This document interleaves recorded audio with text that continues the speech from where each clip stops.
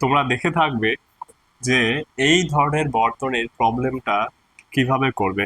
নিশ্চয়ই তোমরা একটু কনফিউশনে থাকো যে এইটার প্রবলেম কি করে করবে। চলো আজকে এই প্রবলেমটার আমরা সমাধান করি।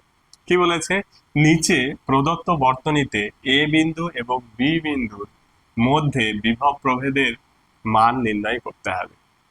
তাহলে আমরা কি করতে পারি, আমরা এটাকে সাধারণত আমরা মেরু অ্যানালাইসিস মানে তোমার নোড অ্যানালাইসিসের ব্যাপারটা আমরা আলোচনা করতে পারি। ঠিক আছে, মেরু বিভব। তাহলে ধরো এই বিন্দুতে বিভব ধরে নিলাম ভি এ, আর বি বিন্দুর বিভব ধরে দিচ্ছি ভি বি। ওকে, এখন দেখো কারেন্টটা কোন দিকে, কারেন্টের ডিরেকশনটা কিন্তু তোমাদের খেয়াল রাখতে হবে, কারণ কারেন্টের ডিরেকশন অনুযায়ী কোনটা, এই যে রেজিস্ট্যান্সের এর মধ্যে এইটা তোমার পজিটিভ হবে, এটা নেগেটিভ হবে, মানে এটা হচ্ছে উচ্চ বিভবে থাকবে, এটা নিম্ন বিভবে থাকবে। আবার দেখো এইটা কি, আবার এটা উচ্চ বিভবে আছে, আবার এটা নিম্ন বিভবে আছে। আবার কারেন্ট এই দিক থেকে যেহেতু আসছে, এটা উচ্চ বিভবে আছে, আবার এটা নিম্ন বিভবে আছে। আবার দেখো এই পার্টটা উচ্চ বিভবে আছে, এটা নিম্ন বিভবে আছে। চলো আমরা দেখে নিই কিভাবে ক্যালকুলেশন করব। তাহলে এই বিন্দুর বিভব, ঠিক পরের বিন্দু, এই বিন্দুতে বিভব কি হবে। তাহলে এটা কোন দিকে আছে, ভি এ আছে, আমি ধরো যাচ্ছি এই দিকে, আর এ কারেন্ট সেন্ড করছে কোন দিকে, অপোজিট দিকে কারেন্ট সেন্ড করছে। তাহলে আমি এটাকে কি লিখবো, তার মানে এখানে যে বিভবটা রয়েছে এই প্রান্তের বিভব, তার থেকে ব্যাটারিটা যেহেতু উল্টো ভাবে লাগানো আছে, তাহলে এখানে 10 ভোল্ট বিভব কম হবে। বোঝা গেল? তাহলে এই বিন্দুর বিভব, এই বিন্দুতে বিভব হচ্ছে ভি এ মাইনাস 10 ভোল্ট। ওকে, 10 ভোল্ট হবে।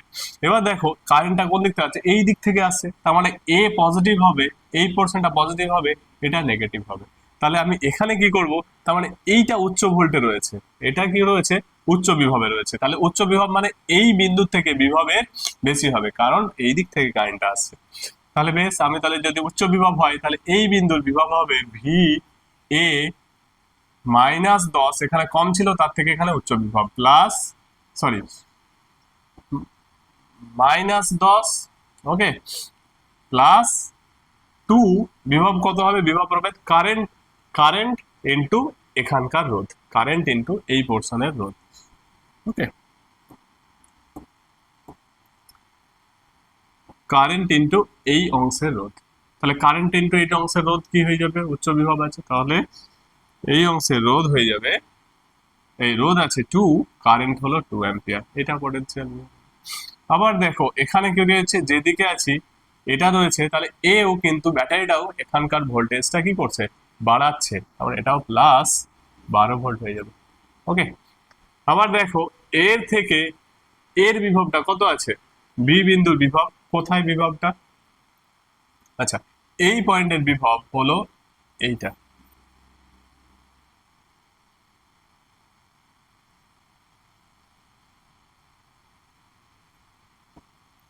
এই বিন্দুর বিভব হচ্ছে V A -10 plus 2 × 2 plus 12 volt.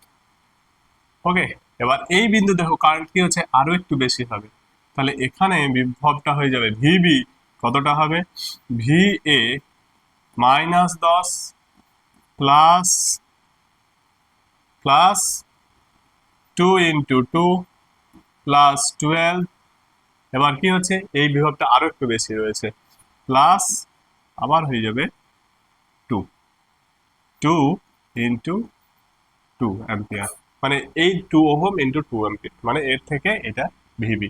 তাহলে এটা কি, এটা হচ্ছে ভিবি ইকুয়াল টু এই ভোল্টেজটা।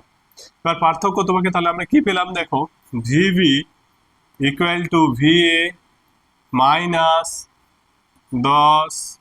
Plus 4 plus 12 plus 4। ওকে, এবার আমাকে কি বের করতে হবে, আমাকে বের করতে হবে ভিএ মাইনাস ভিবি, কারণ এ ও বি বিন্দুর মধ্যে বিভব প্রভেদ। তাহলে ভিএ মাইনাস ভিবি বের করবো। তাহলে -10 প্লাস এটা হচ্ছে 20, -10 প্লাস 20, তার মানে এটা হয়ে গেল ভিএ প্লাস 10। ওকে, নাও ভিএ মাইনাস ভিবি কি হবে, তারপর ভিএ মাইনাস ভিবি, তাহলে ভিবি -5 এদিকে গেল, আর 10টা এদিকে আসলো, -10 ভোল্ট। ওকে, অ্যান্সার কমপ্লিট।